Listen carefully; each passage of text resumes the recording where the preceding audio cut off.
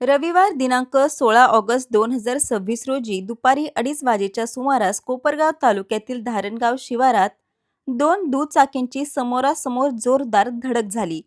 या अपघातात सांगवी कोळगाव येथील बाळासाहेब दामू घुंबरे वय 55 यांचा मृत्यू झाला, तर कोळपेवाडी येथील अनिल खाजेकर वय अंदाजे 50 हे गंभीर जखमी झाले आहेत.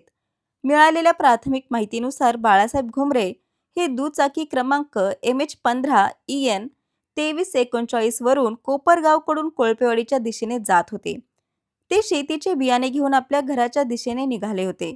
त्याचवेळी अनिल खाजेकर हे दुचाकी क्रमांक MH17BG 7266 वरून कोळपेवाडीकडून कोपरगावच्या दिशेने जात होते.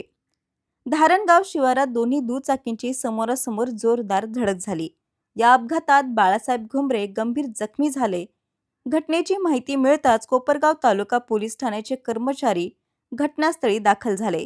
अमित खोकले यांच्या रुग्णवाहिकेतून बाळासाहेब घुंबरे यांना तातडीने कोपरगाव ग्रामीण रुग्णालयात उपचारासाठी हलवण्यात आले. मात्र रुग्णालयातील वैद्यकीय अधिकाऱ्यांनी तपासणी करून त्यांना मृत घोषित केले.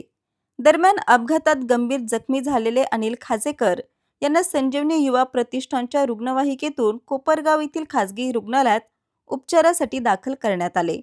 या अपघाताबाबत कोपरगाव तालुका पोलिसांकडून पुढील तपास सुरू असून अपघाताचे नेमके कारण अद्याप स्पष्ट झालेले नाही. संवाद महाराष्ट्रासाठी रवी वाघडकर, कोपरगाव.